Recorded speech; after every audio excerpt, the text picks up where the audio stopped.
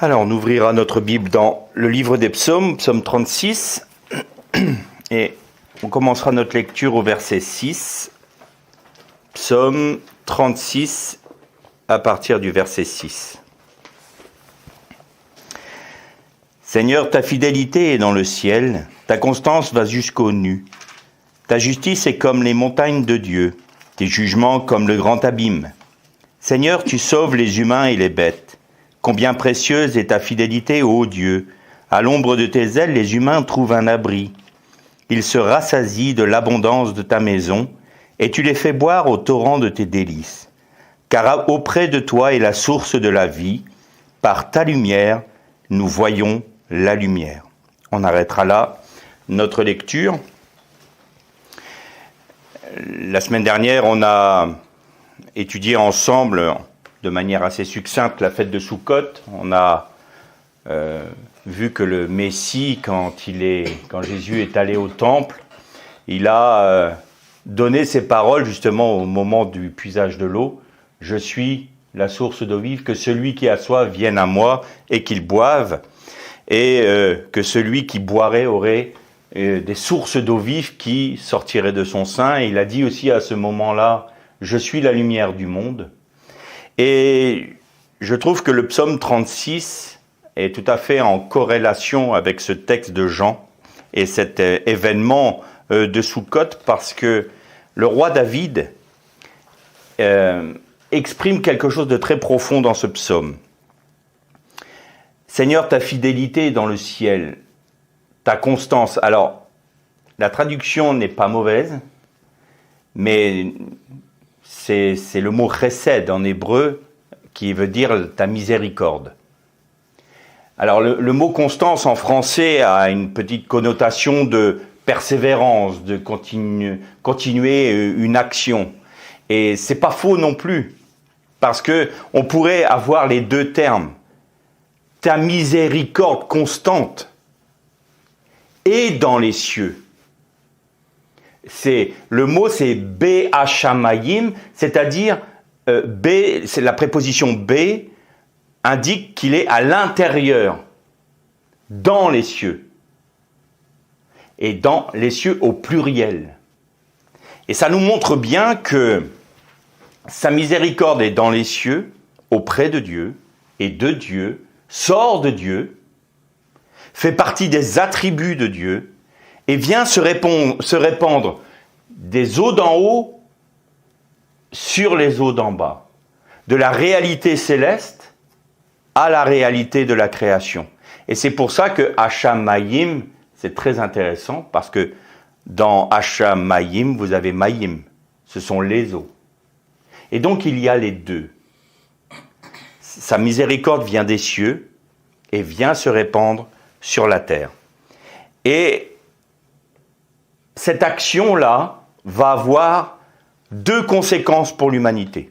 Et on le voit dans la suite du texte. Alors le roi David, avant qu'on arrive au verset 6, le roi David était en train de parler de l'homme impie, de ceux qui ne voulaient pas entendre parler de Dieu, de ceux qui ne voulaient pas suivre les conseils de Dieu, de ceux qui refusaient de marcher selon le cœur de Dieu. Et là, il explique ce qu'est Dieu pour l'humanité. Et on va voir qu'il y a un lien avec ce que l'on a dit la semaine dernière. Et donc, il continue et il dit donc, ta justice est comme la montagne de Dieu, tes jugements comme le grand abîme. Et là, c'est très intéressant. Donc la justice vient du mot tzadik. On sait très bien que le tzadik, par excellence dans le monde juif, c'est Joseph, donc le Mashiach ben Yosef. Ta justice est comme la montagne de Dieu, où on pourrait dire, est dans la montagne de Dieu. Et quand vous avez cette expression-là dans la Bible, la montagne de l'Éternel ou la montagne de Dieu, cela nous fait toujours référence au temple. C'est toujours le temple. C'est la montagne de l'Éternel. C'est Sion. Et donc sur Sion, il y avait le temple. Et le temple, il est une figure, une typologie du Messie. Pourquoi on peut dire ça? Alors là, on ne va pas faire une étude sur le temple, ça nous prendrait des semaines et des semaines. Mais le parvis, c'est le sacrifice. l'eau de purification, on en a parlé la semaine dernière, le sang qui coule. Ensuite, on a la menorah, les pains de la face, l'autel des parfums, on en a parlé ces dernières semaines, et on a le Saint des Saints. Tout est réuni en Christ. En fait, le temple ou le tabernacle est une figure du Messie. Et quand la justice est à l'intérieur de la montagne de l'Éternel, cela veut dire que l'homme trouve sa justice en Christ. Et tout de suite après, le roi David dit « Et tes jugements comme le grand abîme ». Alors, les jugements, ça vient de la racine mishpat, qui est juger. C'est juger comme un tribunal. Le juge, dans un tribunal, rendait justice. La justice, d'ailleurs, vous allez voir, même dans l'hébreu moderne, vous prenez le palais de justice, c'est mishpat, bait habishpat, la maison de justice. Et donc, la justice est comme ou est pour, on pourrait dire aussi, le grand abîme. Et le grand abîme, c'est quoi? C'est le théum. Le théum, on en a parlé, c'est tout ce qui est diabolique. C'est tout ce qui est issu de la bête qui monte de la mer. C'est tout ce qui vient de Satan, de ses anges et des êtres humains qui lui sont associés volontairement ou involontairement ou inconsciemment. Ce sont des alliés, on pourrait lire les téphilim, qui sont associés à Satan et qui vont œuvrer contre la pensée de Dieu, contre le peuple de Dieu. Et là, on voit les deux conséquences dont on parlait tout de suite.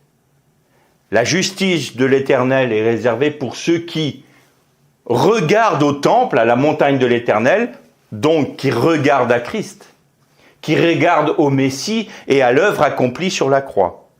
Et le jugement, ton jugement est réservé pour celles et ceux qui ont refusé ce sacrifice et refusé de regarder la montagne de l'Éternel.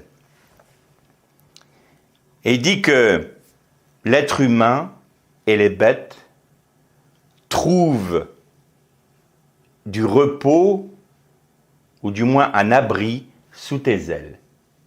Alors ça, c'est assez intéressant. Parce que les ailes, on peut le traduire par bord du vêtement. C'est le bord du vêtement, le pan du manteau, c'est la bordure. Et qu'est-ce qu'il y avait au bord des vêtements des rabbis ou des juifs? Il y a ce qu'on appelait les tzitzit. Les tzitzit sont des torsades en tissu. Quand vous prenez un talit ou un vêtement comme ça, vous avez les tzitzit. Et quand la femme à la perte de sang a touché le bord du vêtement du Messie, de Jésus, elle a touché les tzitzit de son vêtement. Et pourquoi c'est important? Parce que il nous est parlé des tzitzit dans le livre des Nombres, mais dans le livre du Deutéronome, c'est un autre mot qui est employé. C'est le mot frange. Mais ça parle de la même réalité. Donc vous avez les tzitzit qui vont, eux, nous parler de quelque chose qui fleurit. Quelque chose qui est... métaphoriquement, vous savez que le grand prêtre avait une plaque d'or avec le nom de l'Éternel, le tétragramme, et c'est comme ça qu'il rendait ses jugements. Et quand un pécheur venait confesser son péché, cette plaque d'or illuminait le visage du repentant. Cela voulait dire que Dieu acceptait sa repentance. Si la plaque n'illuminait pas le visage du repentant, c'est que c'était une fausse repentance. Et comme ça, le Kohen Gadol savait si il était pardonné ou pas, notamment en ce qui concerne la lèpre. Fais-toi voir auprès du Kohen Gadol. Pas simple. Le Kohen Gadol n'était pas un médecin. Il allait auprès du grand prêtre pour dire, voilà, est-ce que maintenant ce jugement qui est sur ma vie cesse. Et le Kohen Gadol le savait à partir du moment où cette illumination se faisait de la plaque. Eh bien, métaphoriquement, les franges, le tzitzit, c'est ça. Et dans le livre du Deutéronome, le mot frange, c'est Guédil. Et Guédil, ça vient de Gadol. Et on pourrait dire que la femme à la perte de sang, en touchant les tzitzit de Jésus, elle a touché à sa grandeur, à sa gloire, parce que Gadol, c'est la grandeur. Elle avait compris, elle, qu'il était le Messie, qu'il était le Sauveur et le Roi d'Israël, et donc elle savait qu'en touchant sa gloire, sa grandeur, elle aurait la guérison. Et c'est très intéressant parce que la femme à la perte de sang, c'est quoi le sang? Le sang, c'est la vie. Et en quelque sorte, elle perdait sa vie. Ça faisait des années et des années qu'elle perdait sa vie. Et en touchant la grandeur et la gloire du Messie, elle retrouvait la vie. Elle gardait la vie. Elle l'avait en dépôt, sa vie. Et vous voyez que l'être humain trouve un refuge, trouve une cachette, parce que ça veut dire aussi cachette ce mot-là. Il se cache comme sous les ailes d'une poule qui protège ses poussins ou d'un oiseau qui protège ses poussins. C'est exactement ça. Et Jésus disait ça à Jérusalem. Combien de fois ai-je voulu rassembler tes enfants comme une poule rassemble ses petits? Mais tu ne l'as pas voulu. Venez sous ma grandeur, venez sous ma gloire, parce que là, non seulement vous allez trouver du repos, la guérison pour vos vies, vous allez trouver la vie, vous allez être mis au contact de la source d'eau vive et de la lumière du monde. Venez, venez à moi. Et c'est ce qu'il disait à Soukhot. Venez, vous qui avez soif, je vais vous donner à boire. Venez parce que je suis la lumière du monde. Et le psaume nous parle aussi de ça. Et il dit, c'est par ta lumière que nous voyons la lumière. Alors là, c'est assez étrange. Comment pouvons-nous voir une lumière avec une autre lumière? Si on veut vraiment voir une lumière, on l'allume dans la nuit. Et là, on ne peut pas louper la source lumineuse. Eh bien, on disait la semaine dernière que la parole de Dieu, la Torah, était semblable à de l'eau, la pluie ou la rosée. Mais elle est aussi ce texte qui nous dit « Ta parole est d'une lampe à mes pieds, qui me montre le chemin ». Eh bien, de quoi elle nous parle, la parole? Alors, on peut très bien prendre la Bible comme étant un manuel de bonne conduite, un manuel de bonne morale, un manuel d'une bonne, entre guillemets, religion. Et puis on va faire, on va pas faire. Mais c'est pas une lumière, là. C'est pas une lumière. Parce que ce n'est pas un code qui nous permet de marcher selon ces préceptes et puis on obtiendra quelque chose en observant ces préceptes-là. La Torah, c'est plus profond que ça. La Torah nous parle tout du long de la montagne de l'Éternel.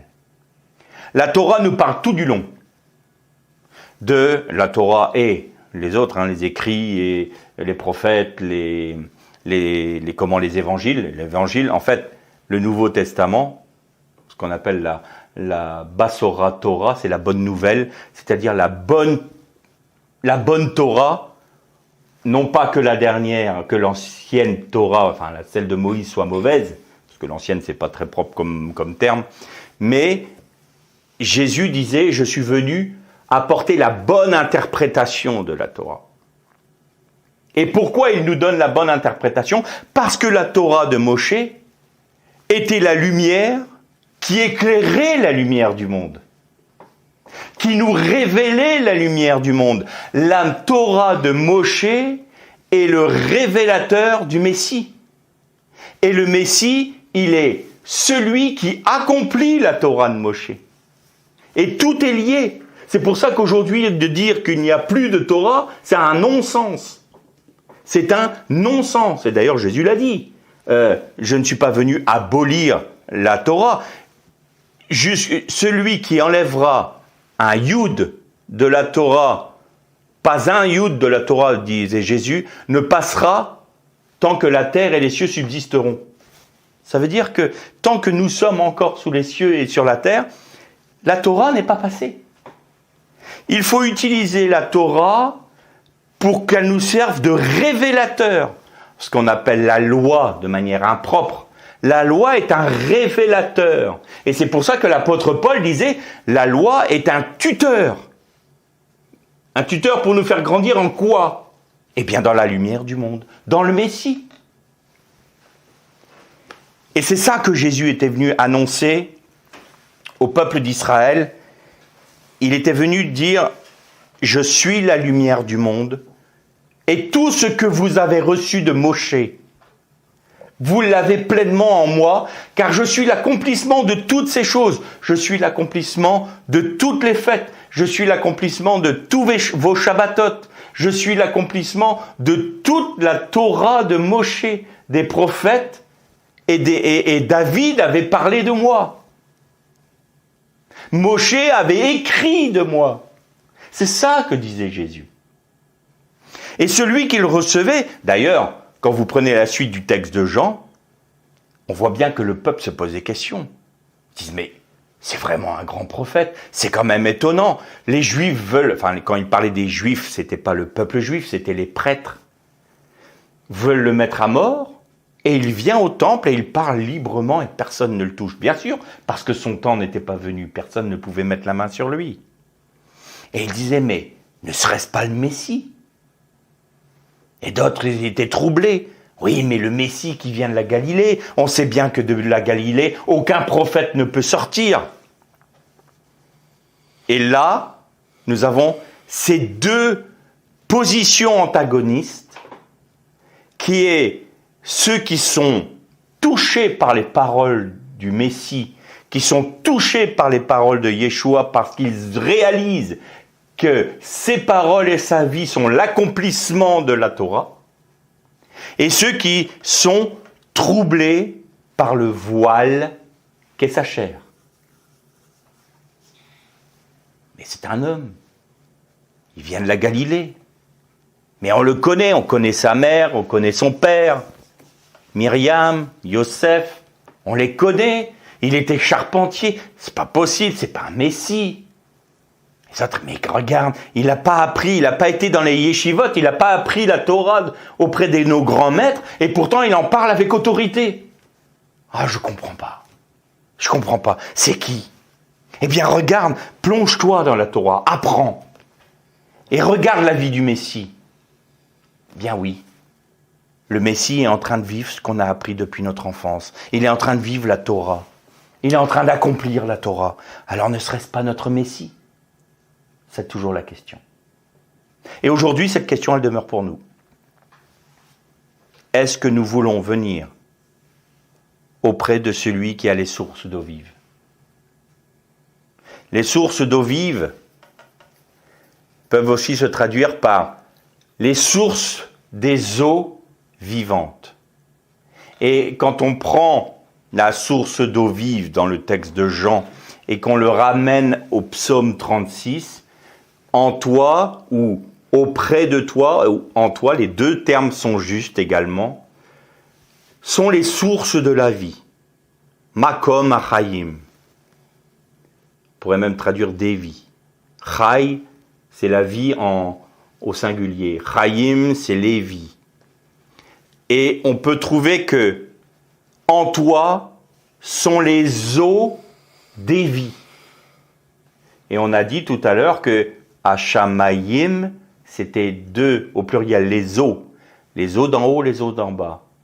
Eh bien, ce sont les sources d'eau vive ou des vies qui viennent de Dieu, qui se répandent pour nous sur la terre. Et c'est en cela où l'humanité se retrouve abreuvée, qu'elle peut saisir la pensée de Dieu. Il faut qu'elle boive de cette eau.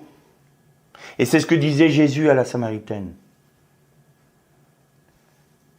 Donne-moi à boire, qu'il lui dit. Enfin, Seigneur, tu me demandes à moi qui est une femme de donner à boire, on ne se connaît pas. Donne-moi à boire. Es-tu prêt à me donner ta vie? Es-tu prêt à me donner ce que tu as comme tu es? Parce que si tu me donnes ta vie, si tu me satisfais dans ce sens-là, eh bien moi je vais te donner de l'eau vive et tu n'auras plus jamais soif. Seigneur, je veux de cette eau. Veux-tu voir la lumière du monde? Et dans le texte hébreu, quand il est écrit la lumière, c'est par ta lumière que nous voyons la lumière. Et ce mot-là veut dire chercher avec soin, creuser pour faire jaillir l'eau. C'est être attentif. Et là, ça nous fait penser à une parole de la Bible. Dieu se révèle à celui qui le cherche. Parce que souvent on dit, oui, je veux bien connaître Dieu pour ses grâces.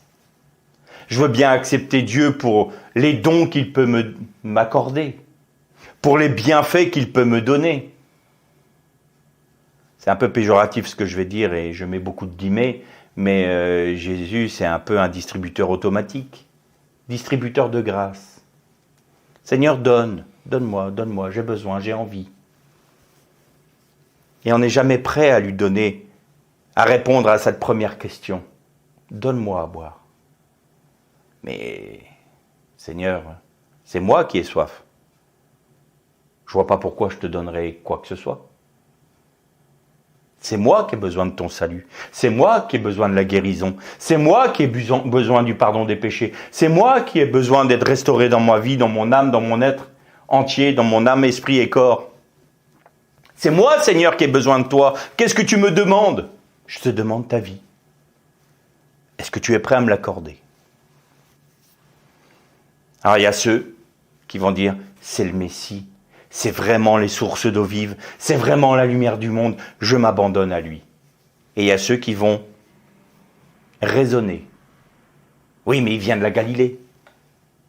Oui, mais on connaît ses parents. Et puis, il vient de Nazareth. Et tout le monde sait que le Messie va naître à Bethléem. Et il vient de Nazareth. Et on dit souvent que Nazareth cache Bethléem, que la Galilée cache la Judée. Et on se laisse prendre par nos raisonnements. On essaye d'avoir une conception de la parole de Dieu qui réponde point par point à la logique humaine, à l'intellect humain, de manière à ce qu'on puisse être satisfait, non pas spirituellement, mais intellectuellement. Si c'est accumuler du savoir intellectuel que nous voulons à travers la Bible, nous passons à côté du but de la Torah. C'est-à-dire que nous allons raisonner, que nous allons édifier des doctrines, nous allons édifier des dénominations, en fonction de nos raisonnements, de nos interprétations. Et on passe à côté de la lumière du monde. Et on ne s'abreuve pas du tout à la source d'eau vive. Alors, je ne suis pas quelqu'un qui ait beaucoup de visions. Mais le Seigneur m'en a donné une il y a plus de 20 ans. Et cette vision était une source sur le sommet d'une colline. Et de cette source qui coulait, il y avait plusieurs bras d'eau, de ruisseaux qui s'écoulaient sur les pentes de la colline. Et je voyais un groupe d'hommes et de femmes au début qui étaient auprès de cette source. Et avec le temps, ces hommes et ces femmes se sont mis à s'éloigner de la source pour descendre les pentes de la colline. Et puis tout d'un coup, un groupe trouva un ruisseau. C'était le salut par grâce. Un autre groupe trouva le baptême par immersion. Un autre groupe trouva le baptême dans le Saint-Esprit. Un autre groupe, Et ce qui a été terrible dans cette vision, c'est que les hommes et ces groupes-là se sont installés auprès des ruisseaux qu'ils avaient découverts. Et ils en ont fait la vérité. Alors que cette vérité qu'ils venaient de redécouvrir, qui était une vérité biblique, puisqu'elle était issue de la source qui était en haut, eh bien les incitait à remonter vers la source. Eh bien non. Ils sont restés campés sur leur position. Alors, il y a les baptistes, les pentecôtistes, les calvinistes, les luthériens, les istes, les yens, les istes, les yens.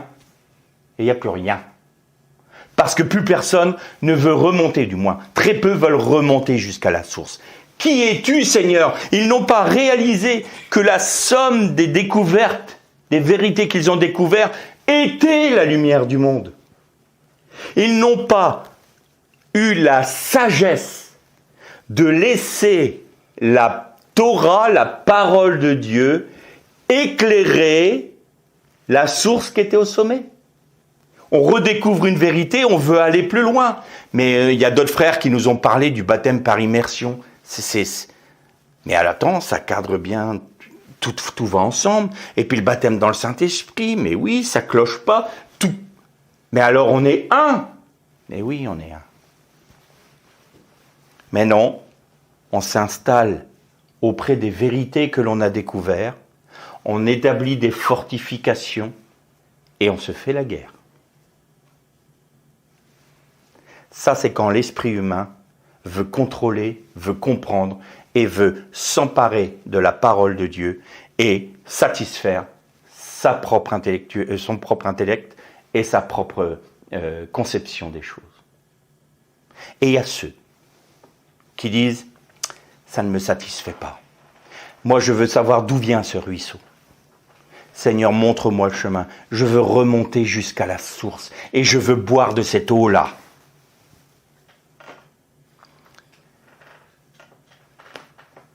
Au terme de la fête de Soukhot, que nous avons lu dans l'évangile de Jean la semaine dernière, on voit qu'il y a justement ces discussions entre ces deux principes. Ceux qui reconnaissent le Messie et ceux qui raisonnent. Et le Seigneur Jésus, qui était avec ses disciples, a été plus loin pour démontrer que non seulement il était la source d'eau vive, mais qu'il était la lumière du monde. Et que, quand on touchait ses tzitzit, on touchait à sa gloire et à sa grandeur, et donc on pouvait se cacher en lui, être protégé en lui, et que nous avions l'acceptation du salut, et que notre vision était limpide. Parce que si les hommes avaient remonté ces cours d'eau, ils auraient vu la source d'eau vive. Tout de suite après la fête de Soukhot, quand Jésus était en train de redescendre du temple, qu'est-ce qu'il voit? Des prêtres du temple qui avaient mené une femme qui était adultère. Et il l'avait mis au milieu de la place.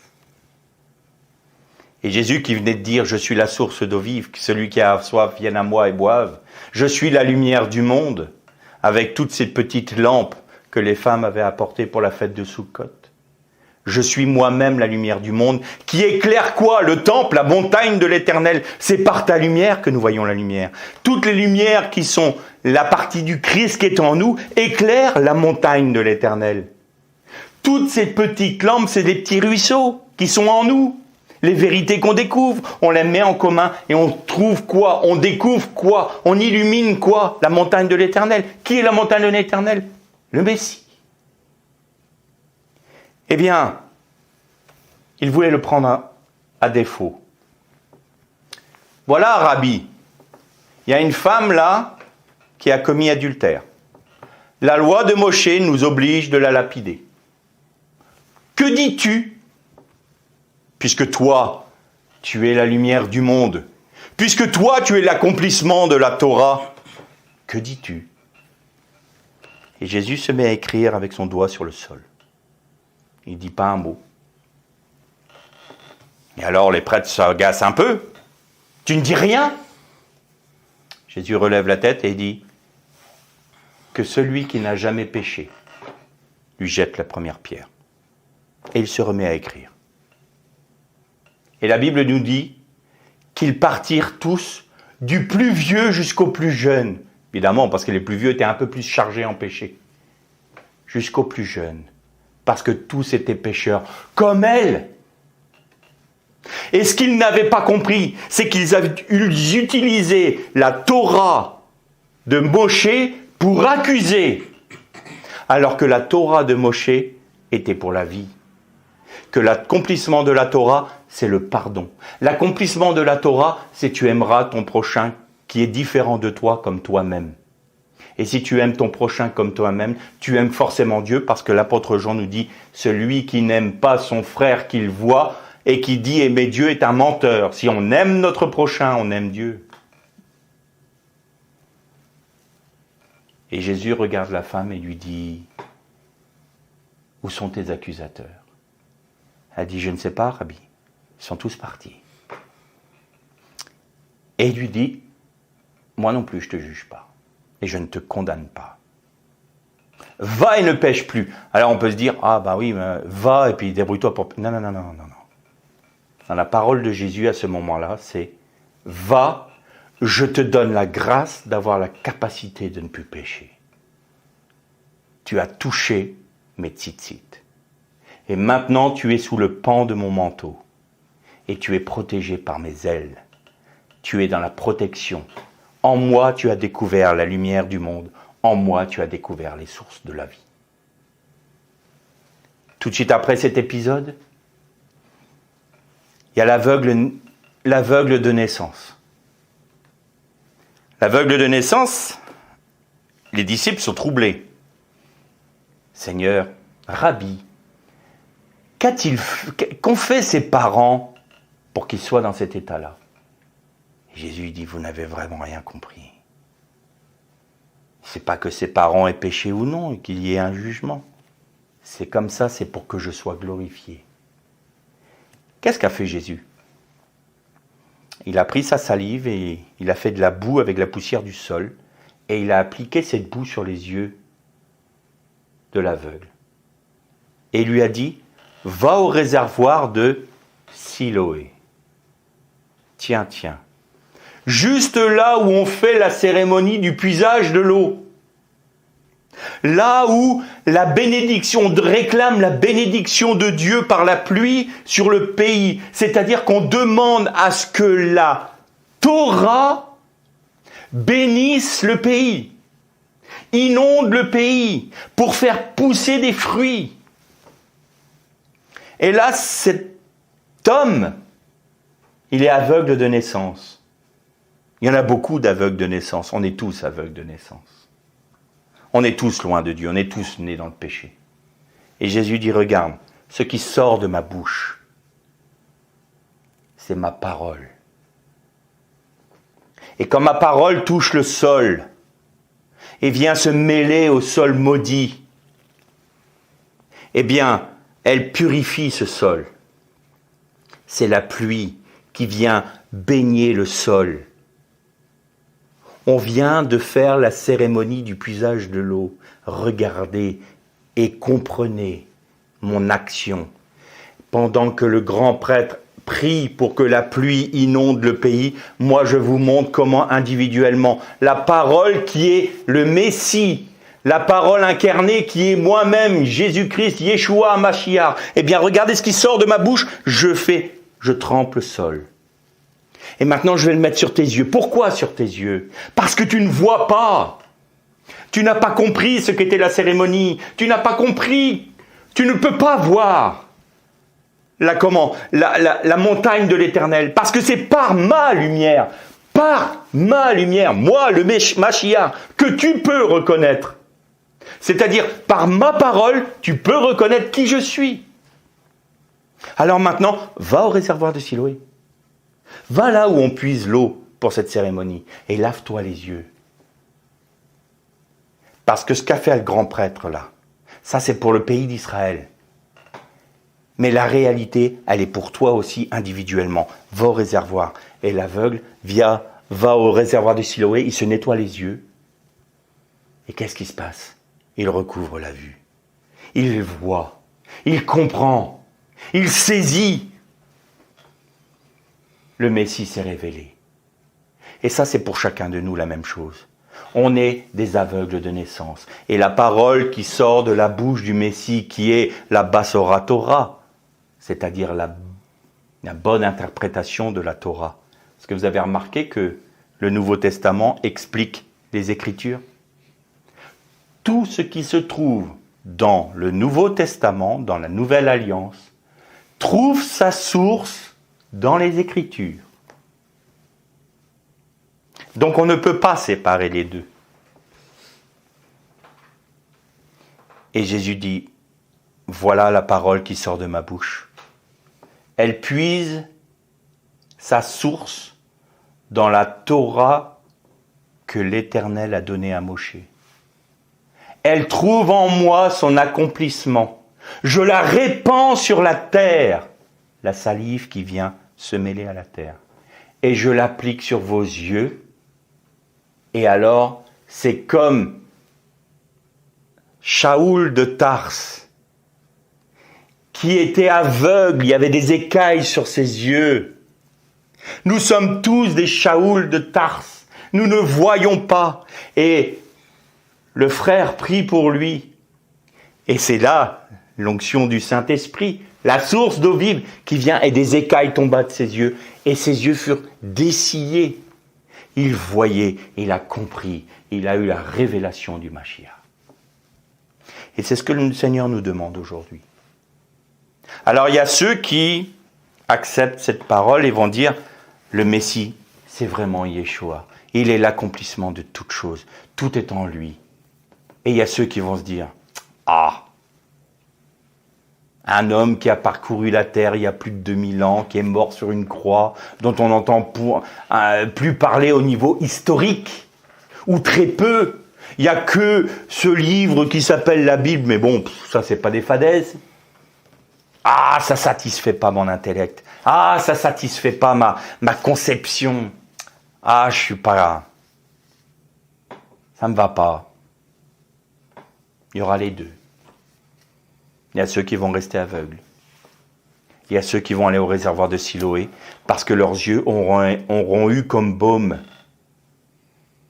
la salive du Messie, la parole, ce qui sort de sa bouche, qui a été imprégné ce sol maudit. Et cette boue qui en a fait a oint leurs yeux et le réservoir de Siloé, la seule source de Jérusalem. La seule source de Jérusalem. Abreuver, du moins alimenter le réservoir de Siloé. Il n'y a qu'une seule source à Jérusalem. Et c'était elle qui alimentait le réservoir de Siloé. C'est pour ça qu'il ne l'a pas envoyé à Bethesda. Bethesda, c'est la piscine où il y a 5 colonnes, les 5 livres de la Torah. Et beaucoup attendaient qu'un ange vienne remuer l'eau. Mais Jésus voulait aller plus loin. La seule source de Jérusalem, c'est moi. Va va laver tes yeux. Reçois de moi la révélation de qui je suis. Parce que si tu as la révélation de qui je suis, tu vois la montagne de l'Éternel. Tu connais donc l'Éternel. Ça fait si longtemps que je suis avec toi, Philippe, et tu ne m'as pas connu. Mais celui qui me connaît, connaît le Père. Venez, vous qui avez soif, et je vous donnerai de l'eau de vie, de l'eau des vies, une source d'eau vivante qui jaillira de vous et abreuvera ceux qui vous entourent. Mais avez-vous soif? L'air les shalom.